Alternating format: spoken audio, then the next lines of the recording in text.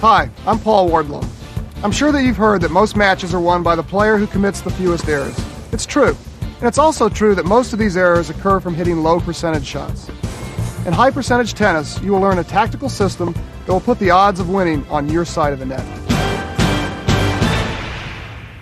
In the directionals, you make decisions on where to hit the ball based on the ball crossing or not crossing your body.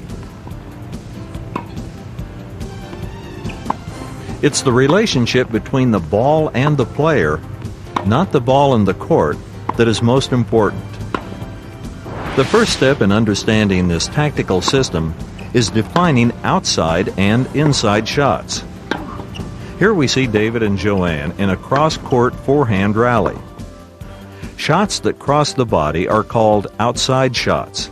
These are outside forehands. And these are outside backhands.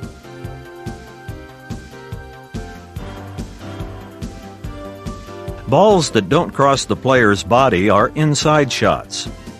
David hits an inside backhand.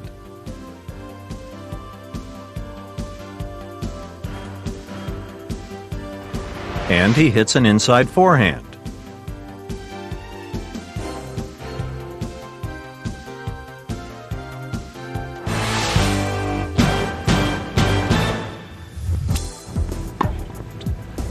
The first direction guideline for ground strokes is, on outside shots, you do not change the direction of the ball. Why?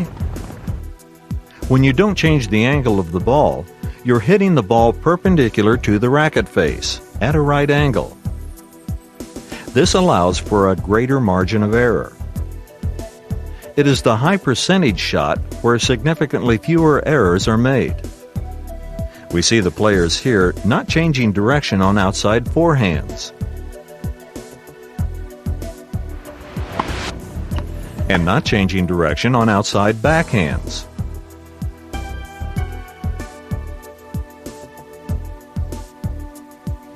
Guideline number 2 is, on inside ground strokes, you hit the ball with a change of direction.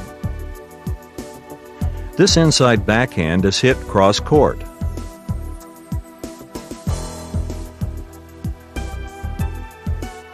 And so is this inside forehand.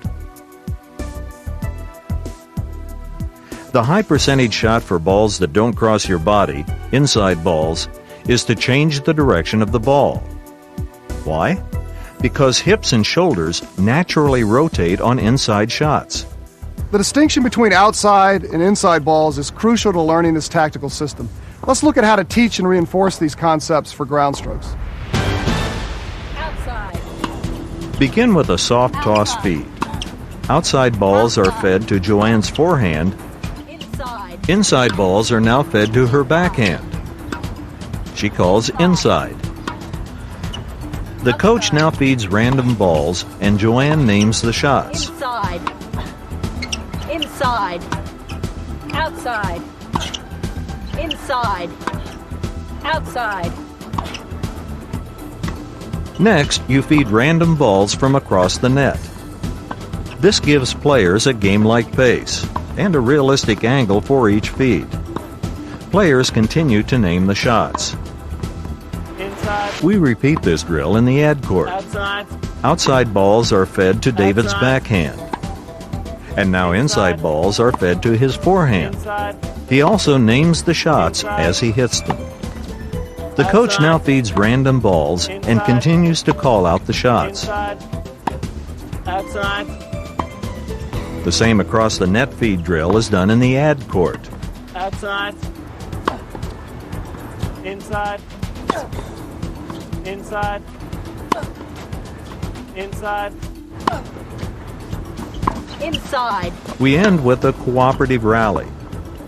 Players continue to follow the first 2 guidelines with no change of direction on outside balls and change of direction on inside balls. Inside.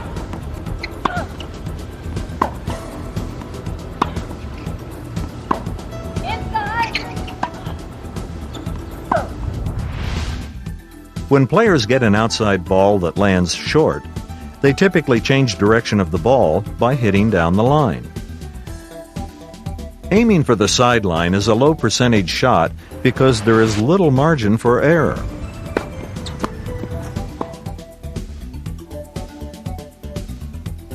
The third guideline for the directionals is to hit all short outside balls with a 90-degree change of direction. This means that you hit the ball perpendicular to the opponent's baseline, as we see in these examples.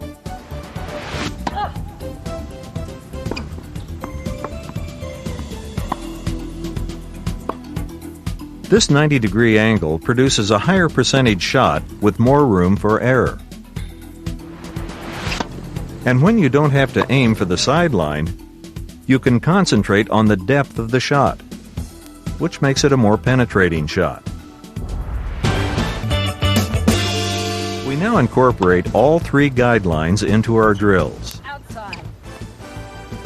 Short outside balls 90. are fed to Joanne's forehand, and she calls out 90. Outside. Then deep outside balls are fed to her. Outside. And finally, random balls are fed to her, and she calls out both 90. shots. Outside. Outside. We go through the same soft toss feed process 90. in the ad court. 90. David is fed short outside balls to 90. his backhand. 90.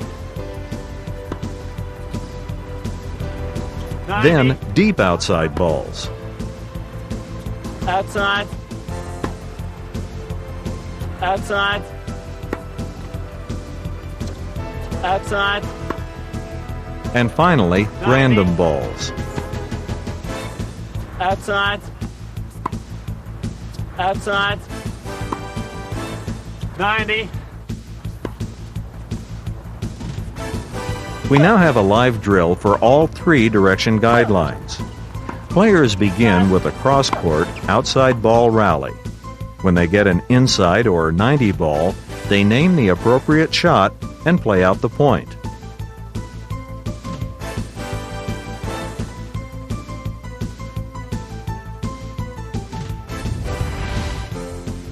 Some players have very strong forehands and use them to set up and control points.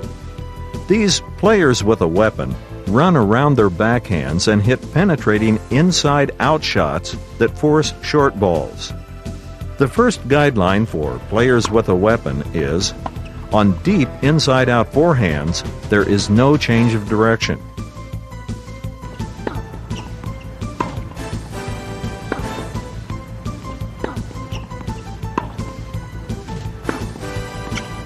The second guideline for players with a weapon is, on short inside forehands, there is a 90-degree change of direction.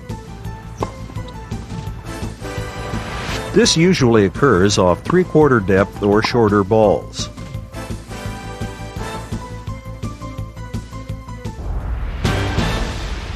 We begin our drills for players with a weapon with deep feeds, then short feeds. 90. 90. 90. Outside. And end with random 90. feeds. 90. 90. A good drill for players with a weapon is to have one player hit cross-court backhands while the other player hits inside-out forehands. When 90 is called out, you play out the point. 90. Here are some examples of the pros using the directionals. An inside backhand with a change of direction. An outside backhand with no change of direction. And another outside backhand with no change of direction.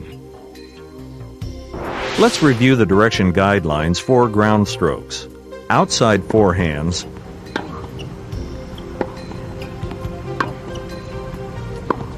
and backhands have no change of direction. Inside forehands and backhands have a change of direction. Short outside forehands and backhands have a 90-degree change of direction. And players with a weapon return deep shots with no change of direction and short shots with a 90-degree change of direction.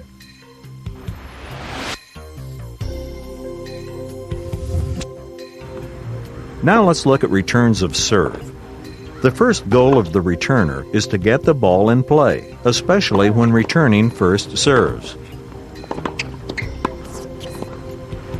When the returner gets a weaker first serve or a second serve, he or she should attempt to take control of the point by following the direction guidelines.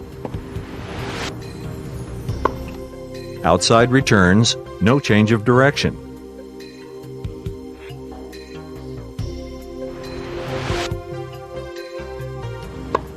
Inside returns, change of direction.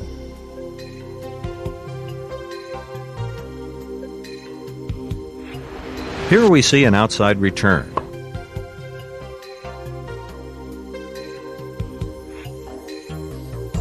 Then an inside return.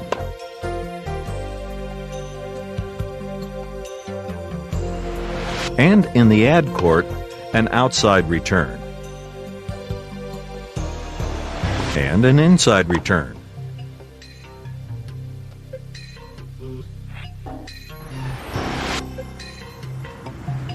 Players with a weapon follow the directionals and return second serves with a 90-degree change of direction.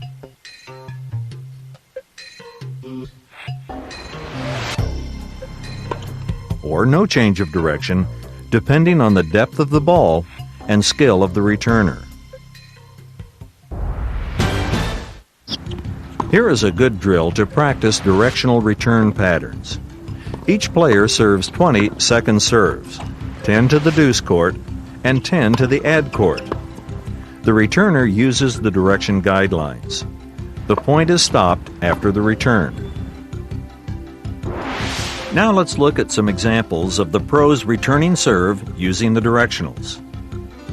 An inside backhand return with a change of direction.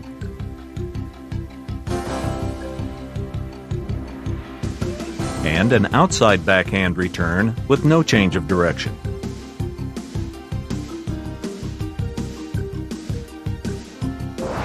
Let's review the direction guidelines for returns of serve. Outside forehand and backhand returns, no change of direction. Inside forehand and inside backhand returns, change of direction. Players with a weapon return with a 90-degree change of direction, or no change of direction, depending on their skill level.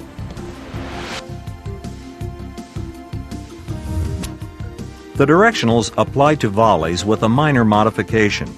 Here we see Joanne hitting an outside forehand volley.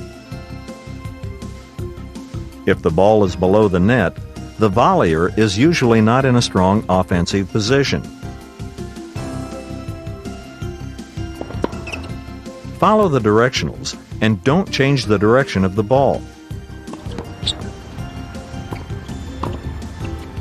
This is the high percentage shot that will keep the ball in play and give you an opportunity to regain control of the point on the next volley. If the outside ball is volleyed above the net, you have the option of hitting the ball with no change of direction,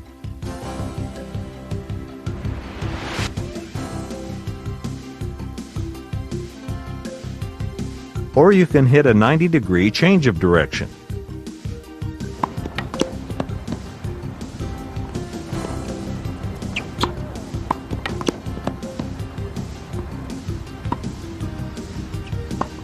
These are low outside backhand volleys with no change of direction.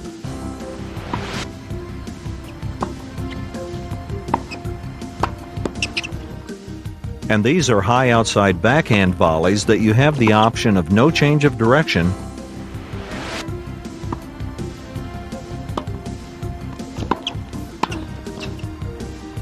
or a 90-degree change of direction.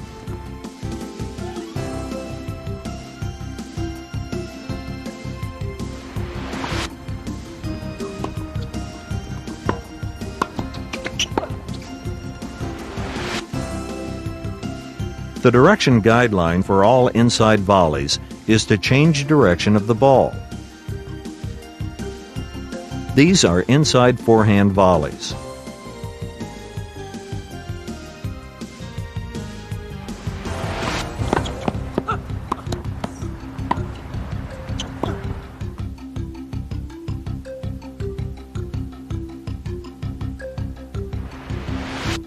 And these are inside backhand volleys.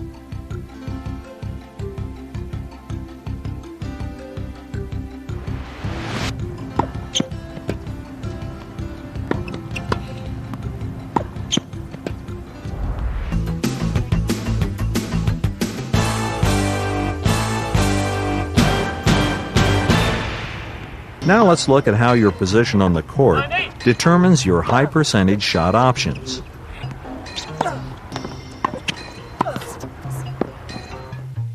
We begin by dividing the court into 3 zones: the point building zone, pressuring zone, and point ending zone. The actual beginning and ending of the zones is dependent upon the ability of the player. For example, pro players can often pressure opponents from behind the baseline.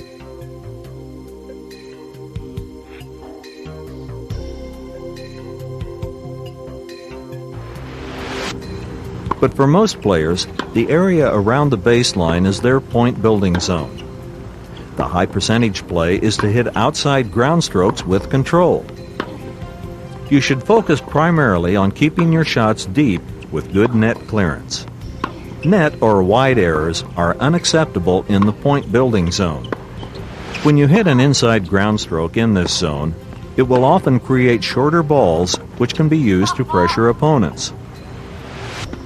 When you move forward into the pressuring zone, your goal is not to end the point, but rather to put pressure on your opponent.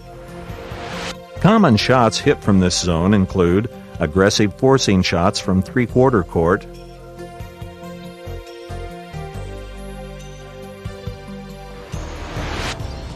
approach shots,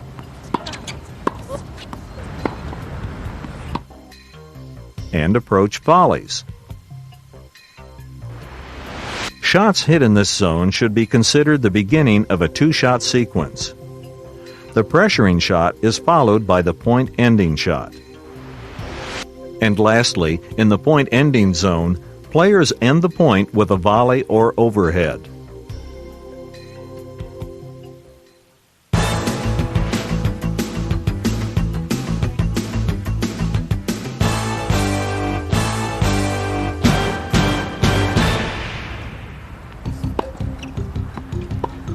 The type of shot you hit is also a tactical decision. Players must first be able to hit 3 basic shots: a topspin drive, slice, and a loop.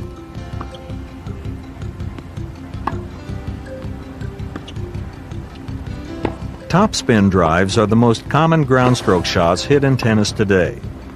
They are best used in the point building zone. However, you can hit them aggressively in the pressuring zone, but with less topspin. The slice is a versatile shot that is used in all zones. In the point building zone, the backhand slice is effective in neutralizing topspin drives.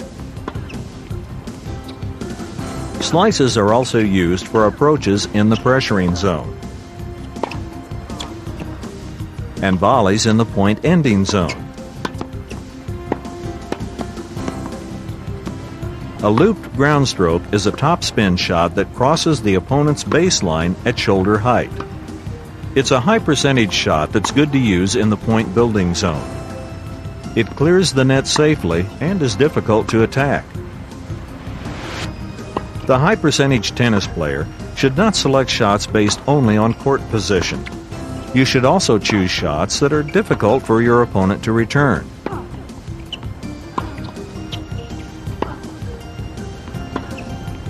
Almost all players like to hit balls above their knees and below their chests. This is their ideal hitting zone. In high percentage tennis, you can keep your opponent off balance by hitting a variety of shots and spins which are out of their ideal hitting zone. This strategy will often create shorter balls that you can take advantage of. As you've seen in this program, high percentage tennis is a system of play where every shot has a purpose or tactical aim. A forehand isn't just a forehand, but rather an inside or outside shot. When you use the direction guidelines, you'll be able to hit biomechanically sound shots and make fewer errors. You can learn high percentage tennis by following the drills provided in this program. Practice these tactical concepts with a partner or a coach in a competitive practice environment. This will better prepare you for actual match conditions. Once you grasp these concepts, you'll react naturally to the ball and will be able to hit the high percentage shot without thinking. And you'll be able to rely on this tactical foundation in tight game situations.